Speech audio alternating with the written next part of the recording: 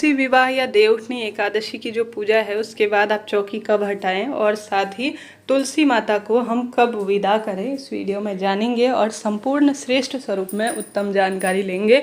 ध्यान से सुनिएगा जी, अंत तक बने रहिएगा। जैसे कि देवउठनी एकादशी में तुलसी विवाह किया जाता है। जो भक्तजन नहीं कर पाते हैं वह कार्तिक पूर्णिमा तक कभी भी किसी भी दिन कर सकते हैं, कोई चिंता टेंशन की बात नहीं है।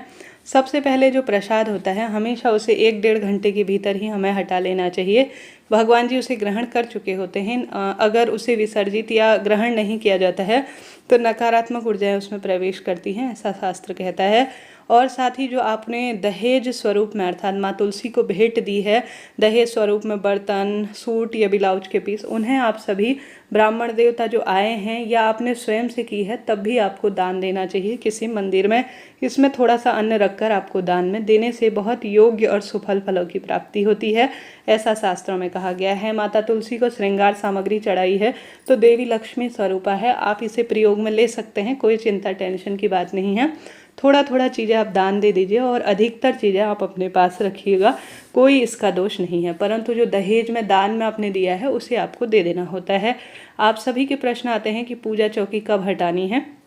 आंगन इत्यादि का क्षेत्र है और वहाँ पर आपको लगता है कि यहाँ से जो है कोई चिड़िया, कबूतर या रात्रि में जो जीव जंतु होते हैं वे नुकसान पहुँचा सकते हैं, तो आप दीपक ठंडा होने के बाद आंगन में अगर आपने पूजन किया है तो आपको रात्रि को ही पूजा चौकी हटा लेनी चाहिए, कोई दिक्कत की बात नहीं है। सभी चीज़ें कीमती होती हैं, अगर वहीं पर मूर्ति वगैरह रखेंगे या रात्रि को कोई भी उसे नुकसान पहुँचा सकता है। ऐसी स्थिति में अगर आंगन या खुले स्थान पर रखा है तो रात्रि को ही चौकी हटा सकते हैं। परंतु अगर घर के अंदर है, ऐसा लगे कि यहाँ पर से कोई नुकसान नहीं होगा, तो आप सभी दूसरे दिन चौकी हटाएं। चौकी विसर्जन की एक विधि होती है। सबसे पहले सभी देवी देवताओं को प्रणाम कर कर भूल चूक के लिए क्षमा प्रार्थी हो जाइएगा। और आप सभी ने जब तुलसी विवाह किया है उसके दूसरे दिन तुलसी को विदा करने की कोई भी विशेष आवश्यकता नहीं है। कार्तिक पूर्णिमा तक आप इसे अपने पास रख सकते हैं, विधि विधान से पूजन कर सकते हैं। उसके बाद कार्तिक पूर्णिमा को आप चाहें तो दान में दे सकते हैं। जो पंडित जी आए हैं अपने साथ लड्डू गोपाल लाकर या शालिग्राम जी को लाकर, या आपने अपने घर पर ही किया है तो आप कार्तिक पूर्णिमा तक रुके, तभी आपका व्रत उपवास जो कार्तिक महीने के पूर्ण आपने तुलसी पूजा की है उसका विधान सफल होगा। आधे में ही तुलसी विवाह कर दिया है तो इसे विदा करने की आवश्यकता नहीं है, इस चीज़ को आप नोट करते हुए चलिएगा। तुलसी कई लोग देते ही नहीं हैं, कार्तिक पूर्णिमा हो जाए तब भी तुलसी विदा नहीं की जाती है। अपने घर पर ही कई लोग रखते हैं, परंतु कई लोग इसे दान दे देते हैं मंदिर में।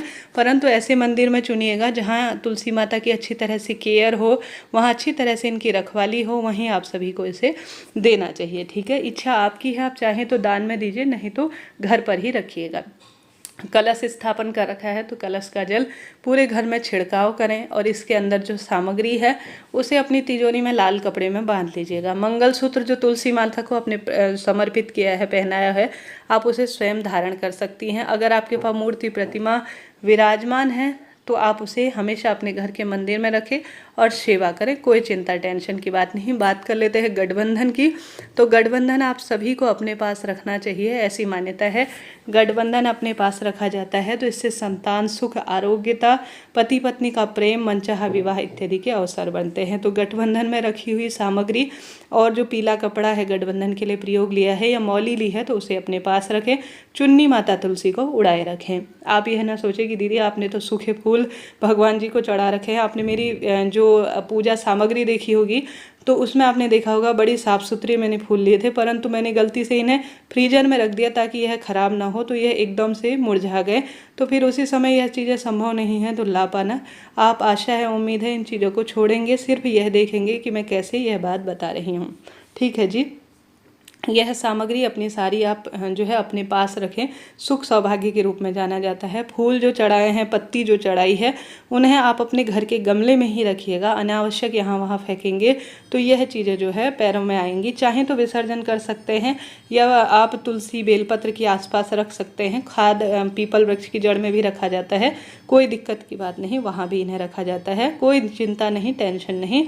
और साथ ही आपने पूजा में तिल या गेहूँ प्रयोग में लिए हैं तो बाद में इन्हें आप सभी चिड़िया कबूतर को दे दीजिएगा। दक्षिणा चढ़ा रखी है तो उसे पंडित ब्राह्मण जी को दान में दे दीजिएगा। इस तरह से आप सभी को पूजा सामग्री और चौकी की मैंने जानकारी दी।